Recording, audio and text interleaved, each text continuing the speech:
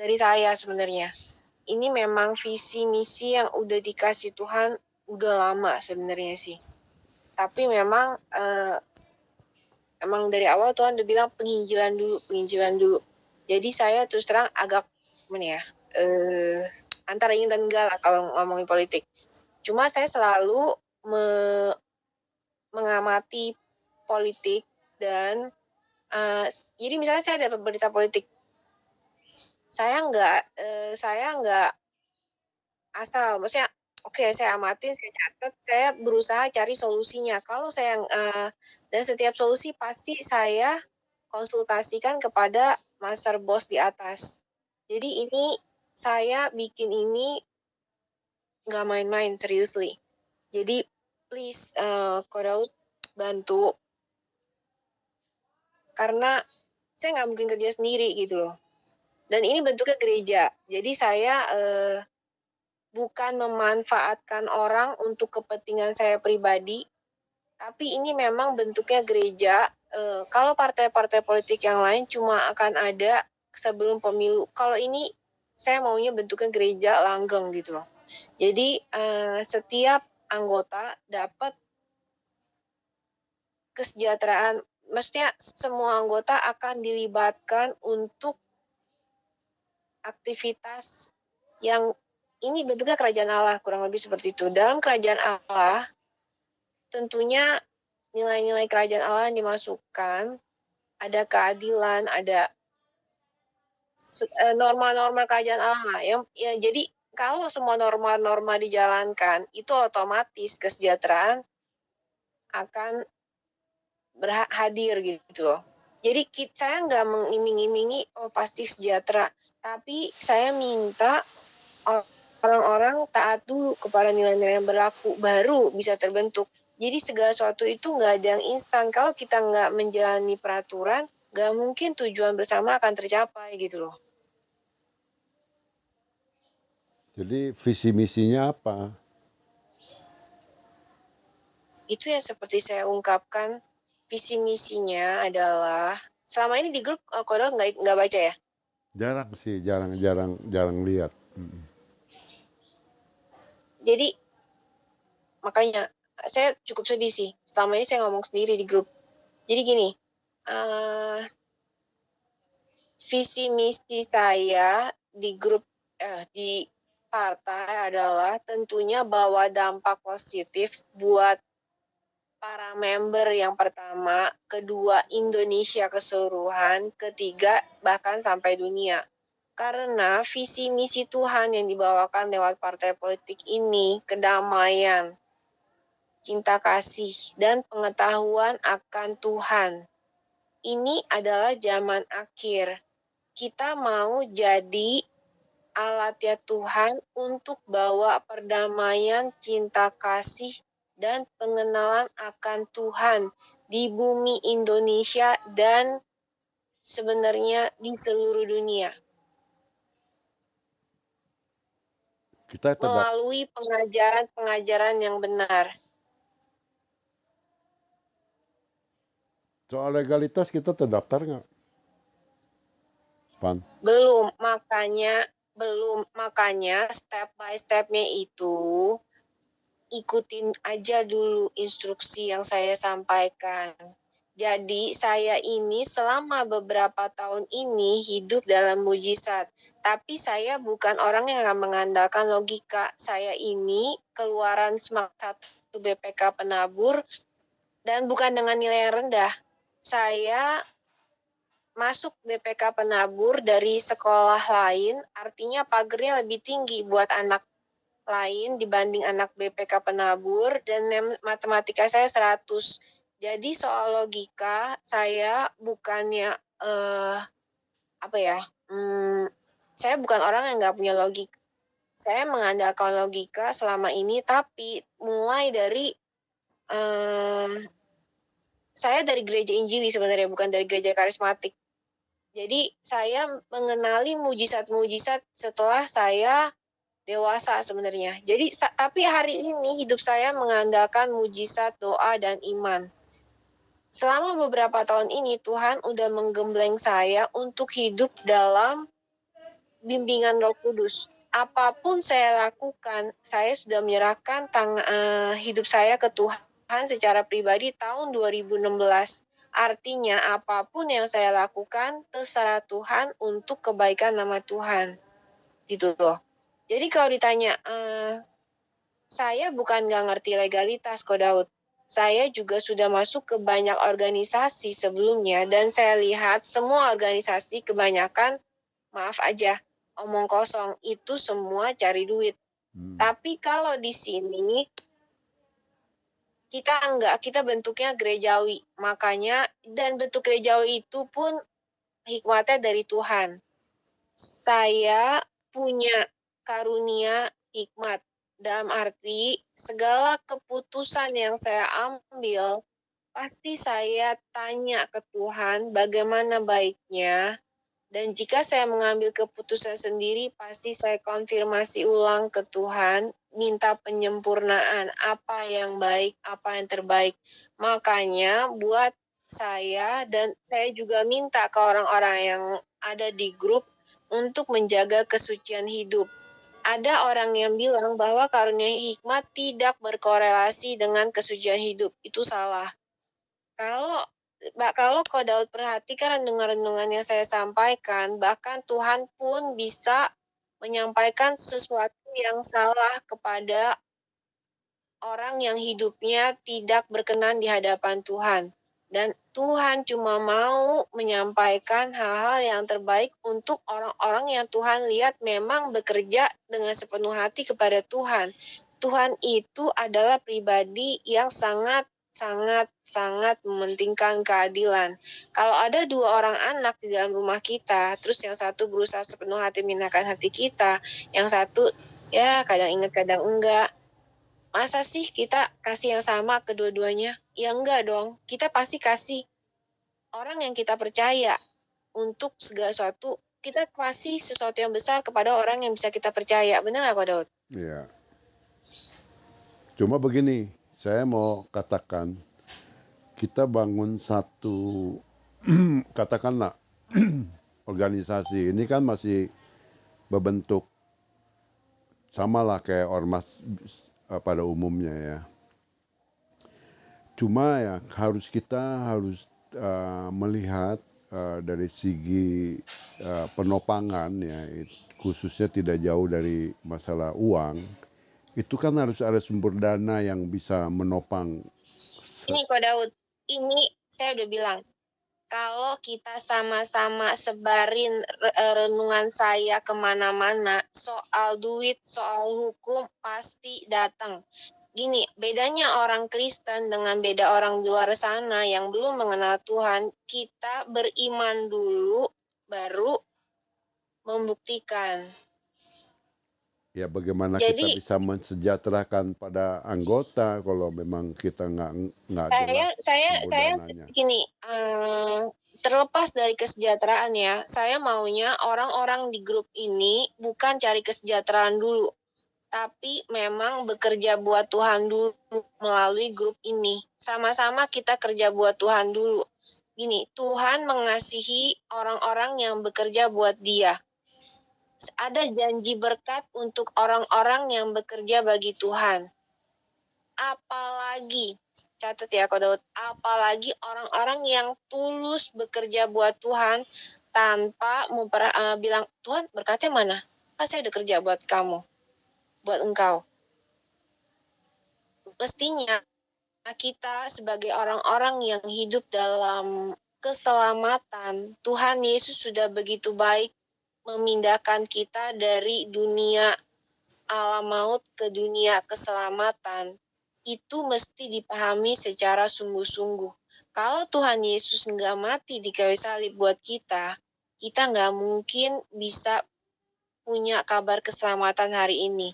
Karena zaman dulu yang namanya berbuat dosa, korban keselamatan harus disampaikan dengan korban binatang di Yerusalem. Berapa ongkos yang mesti dikeluarin setiap tahun untuk ke Yerusalem, untuk doa, Kita mesti jauh-jauh ke Yerusalem, ke imam di Yerusalem. Kalau kita sekarang ini, kita bisa doa, koneksinya seperti wifi, nggak perlu bayar. Maksudnya kita nggak perlu bayar pakai duit, cuma kita perlu dengan kesucian hati kita, ketulusan hati kita, bekerja buat Tuhan. Kita nggak merasakan itu sebagai anugerah.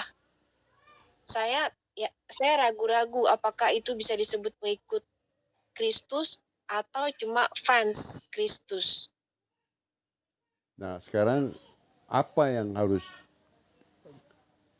dalam grup ini harus maksudnya ya sama-sama untuk mendirikannya gitu. Ya, betul. Iya. Jadi saya udah mohon berkali-kali, mohon bagikan renungan saya ke banyak grup supaya grup kita dikenal. Tapi bukan dengan slogan-slogan doang, kan cuma biasanya grup partai yang di Indonesia cuma bilang, saya pilih Banteng, saya pilih PSI, Partai Anak Muda, saya pilih, udah. Tapi sebenarnya mereka itu, partai-partai yang lain nggak ada yang bawa dampak buat Indonesia. Bahkan partai PSI itu yang katanya kabar partai anak muda, sama sekali nggak bawa dampak buat anak muda. Mana dampaknya buat anak muda sampai hari ini? Terus PSI itu ternyata pendukungnya adalah partai sosialis di Perancis yang pendukung LGBT. Itu bisa dilihat di simbolnya yang sama, 90% mirip. Dan si Grace Natali juga sekarang ini lagi kuliah di Perancis.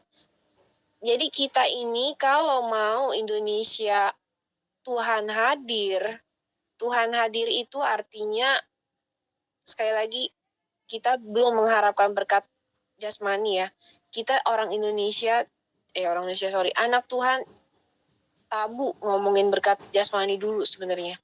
Itu kayak kita udah ngomongin, kita minta ke orang tua, mama minta warisan, padahal emaknya belum mati. Maksudnya dalam arti gimana ya, kayak kurang ajar gitu. Udah minta berkat jasmani dulu. Padahal yang mesti dikejar Tuhan udah bilang, carilah dahulu kerajaan Allah dan kebenarannya, maka semuanya akan ditambahkan kepadamu. Itu udah jelas di Alkitab ditulis.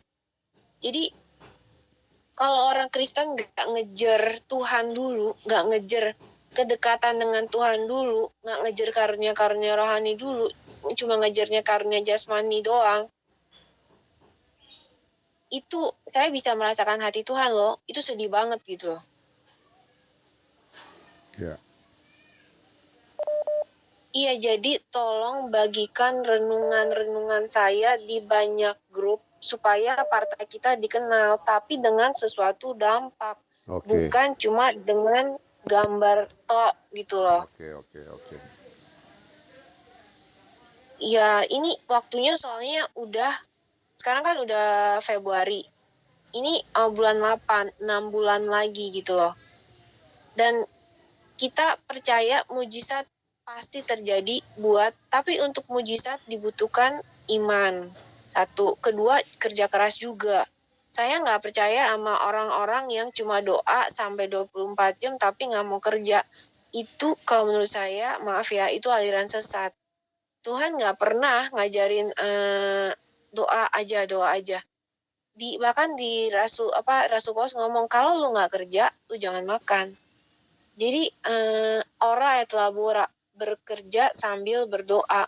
Tuhan mengerjakan Tuhan bantu kita sejauh mana kita bekerja gitu loh. Jadi please banget Ko Daud bantu sebar renungan-renungan saya di banyak grup mulai hari ini beserta ayat-ayat postingannya itu loh. Jadi soalnya biar ada orang tergerak untuk baca Alkitab gini loh. Orang punya iman kalau dia baca Alkitab sebenarnya. Kalau dia nggak pernah baca Alkitab dalam hidup dia, nggak mungkin Tuhan mau ngomong ke dia secara pribadi. Jangan berharap dapat suara Tuhan kalau dia nggak pernah baca firman Tuhan minimal sekali dari Kejadian sampai Wahyu dan berusaha melakukannya. Kalau cuma baca, seperti orang, ada lampu merah, terus terobos aja. Ya percuma juga. Maksudnya kalau kita udah baca, kita berusaha melakukannya. Dan terutama kebaikan tertinggi yang kita bisa lakukan untuk Tuhan dan sesama manusia sebenarnya adalah penginjilan. Kenapa? Karena penginjilan itu bisa mentransformasi budaya di sekeliling kita. Kalau tidak ada transformasi budaya di sekeliling kita, kita jangan mengharapkan perubahan di bangsa ini. Susah, nggak mungkin gitu loh. Nilai-nilai Kristus adalah nilai-nilai tertinggi yang bisa disampaikan ke bangsa ini. Contoh, yang pasti semua orang udah tahu, budaya kasih, budaya non-rasialisme. Orang-orang di luar sana, bahkan terus terang sedihnya, bahkan termasuk orang Kristen ya, Ko Daud, saya ini penginjilan ke orang Papua itu ya nggak gampang. Ini akhirnya terus terang Brother Yotam yang baru saya masukin tadi pagi itu ya, sebelumnya dia rasis loh ke orang Cina, asal tahu. Padahal sesama Kristen, bayangin. Tapi sekarang ini dia udah baik ke saya. Dia udah nggak rasis. Itu semua perlu perjuangan gitu loh. Maksudnya gini, yang perlu mendengar Injil yang perlu mendengar Injil yang benar itu bukan cuma orang-orang di luar Kristen, tapi banyak bahkan orang-orang Kristen sendiri yang masih rasis gitu loh.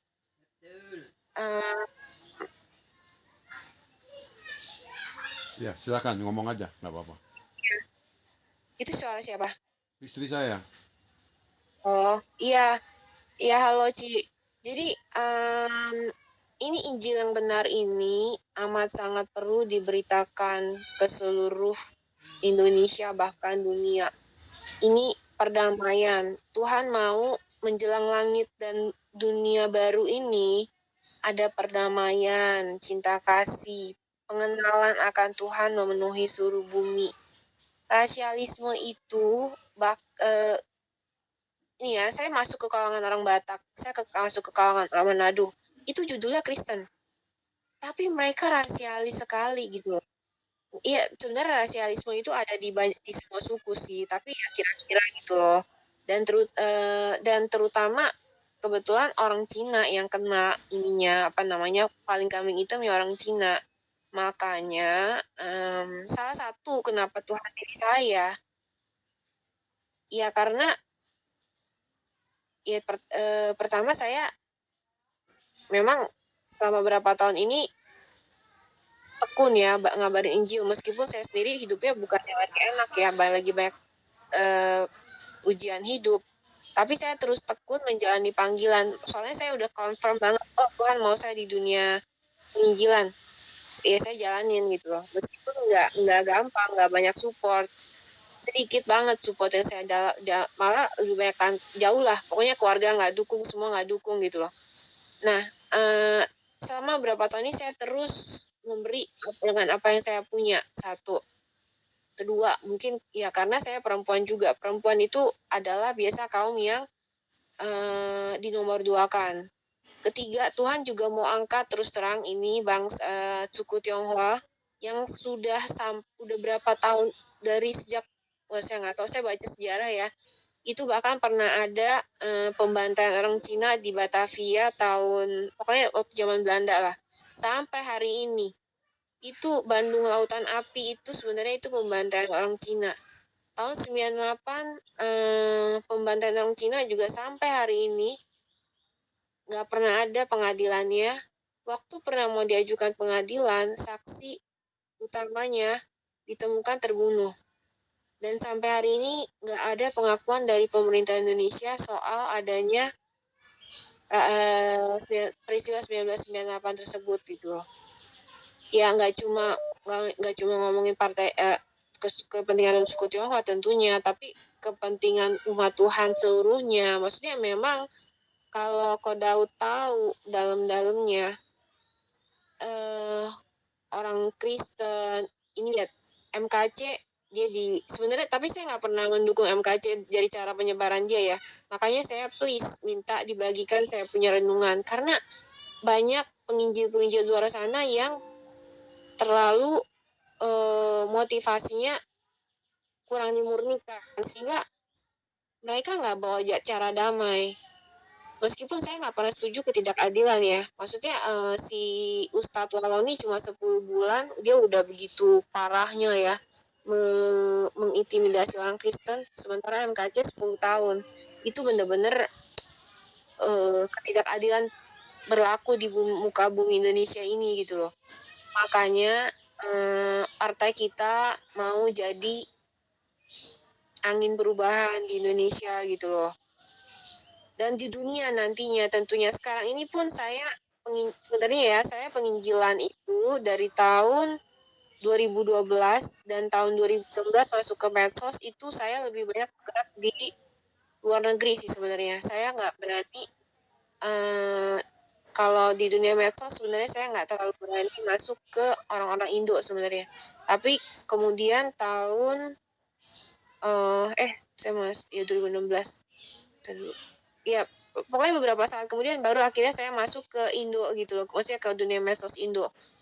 Jadi dan ternyata dunia medsos Indo penginjilnya begitu penuh dengan orang-orang seperti pengagung Christian Prince yang memang punya, ya saya lihat sih dia itu memang punya dendam pribadi sama orang Arab gitu loh. Jadi kalau ngomong nggak ada saringannya.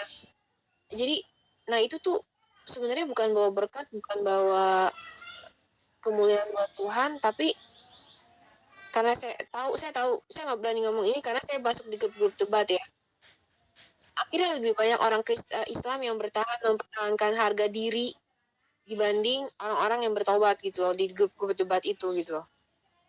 Karena udah ego mereka maksudnya ego mereka tuh udah tersakiti, jadi sama-sama balas-balasan akhirnya ujung-ujungnya. Nah, padahal orang-orang di medsos yang mau cari tahu tentang Tuhan itu tuh perlu banget dijangkau gitu loh. Oke. Istri Kak Daud masukin ke grup dong. Nggak mau, dia nggak ikutan, nggak apa-apa.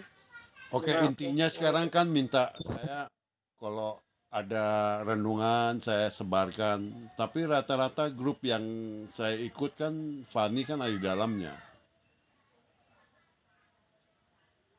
Jangan di grup CMC dulu deh. Saya grup CMC jangan, memang mereka enggak gini, tangan saya kebetulan cuma 2 kok Daud, dan waktu saya juga terbatas. Saya sebenarnya butuh waktu untuk mengerjakan karya-karya saya yang lain. Saya bikin renungan ini yang kebetulan hari ini ya, beberapa jam loh. Maksudnya saya tuh nggak asal, soalnya setiap kata, misalnya ada kata dalam Alkitab LAI yang saya pertanyakan, kok ini aneh ya kata-katanya. Nah saya ngecek lagi tuh ke bahasa Inggrisnya, begitu saya ngecek lagi ke Tuhan, saya doa ini bener gak Tuhan kayak begini. Jadi saya nggak asal loh bikin renungan. Bagus. Ini dari yang tadi pagi yang saya bikin renungan, saya bisa habis berapa jam karena itu salah satunya. Saya ngecek ulang, kok ini ada kata yang aneh ya. Itu ada yang itu tuh ada ayat 2 Tawarik 33 ayat 7 itu kok ini ya, saya nggak terlalu serap gitu kata-katanya. Terjemahan itu saya tidak ini ya, saya bukan kritik keras terhadap LAI, tapi memang ada beberapa ayat-ayat LAI yang memang kadang nggak sempurna. Jadi bukannya saya kan ada orang-orang yang LAI salah, enggak, saya nggak, bukan begitu, saya bukan golongan itu, tapi maksudnya saya sebagai hamba Tuhan dituntut untuk lebih cermat, untuk lebih kritis dalam membagikan ajaran. Makanya nggak berani sembarangan gitu loh membagikan renungan segala macam. Karena gini, di Yakobus 3 ayat 1 apa terbalik 1 ayat 3, dari awal panggilan saya tahun 2016, saya udah tahu karunia guru itu bebannya lebih berat dibanding orang awam. Kalau orang awam menyiarkan yang salah, hukumannya lebih ringan dibanding orang yang punya karunia guru menyiarkan yang salah gitu. Jadi waktu saya selain untuk bikin renungan, share di grup-grup yang saya udah biasa bagikan, saya juga perlu menghubungi orang-orang baru, orang-orang yang penting. Saya terus terang di dalam grup ini saya butuh orang-orang yang berbobot untuk dijadikan ya saatnya namanya partai, butuh orang-orang yang berbobot, berkualitas gitu loh. Saya perlu hubungi mereka. Kayak misalnya 3 hari yang lalu saya ketemu orang penting, dan puji Tuhan dia mau bantu share renungan saya gitu loh. Ya, itu pun saya belum tindak lanjuti. Kenapa? Karena ya waktu saya habis gitu loh. Nah itu dan saya sebenarnya punya pengen bikin karya-karya lain gitu loh, biar kita punya partai selain dikenal, kedua juga kan saya udah bilang kesejahteraan itu perlu diusahakan. Nah saya ini tipenya inovator, jadi saya selain tapi inovasi saya ini termasuk golongan prioritas Tuhan. Maksudnya dalam arti saya udah dari awal bilang saya punya karunia hikmat, jadi saya bisa dan boleh tanya Tuhan ini bener nggak yang saya bikin gitu loh. Jadi saya butuh waktu untuk menciptakan hal-hal yang untuk kesejahteraan bersama, untuk bertemu dengan orang-orang yang berbobot untuk partai kita. Ini setiap hari ini saya tidur bisa dibilang sebenarnya kurang tidur sih, tapi saya pingin dampaknya gede gitu. Percuma saya kurang tidur, tapi karena yang lain santai-santai, ya hasilnya nggak tercapai targetnya. Kita tuh targetnya Agustus 2022 ini. Saya maunya 2002 ini, bukan 5 tahun lagi masuk KPU. Dan soal duit, ke Daud saya bilang bukan yang utama. Kenapa? Di dalam grup itu ada satu ketua Partai Kristen juga, dia bilang, semua sudah tercapai. 34 provinsi semua sudah tercapai, duit sudah ada, tapi kenapa nggak masuk KPU? Karena KPU minta sogokan. Jadi saya mau bilang duit bukan yang utama, tapi iman dan kerja dulu yang utama. Iman, doa, kerja, kesucian hidup, supaya Tuhan itu hadir dalam hidup kita gitu loh. Oke. Saya udah paham. Jadi saya angkat telepon dulu karena ada telepon masuk. Nanti kita bisa ngobrol lagi ya, Van ya. Oke. Oke. Ya, Makasih makasih. Ko Daud. Ya, Sama-sama. terima kasih.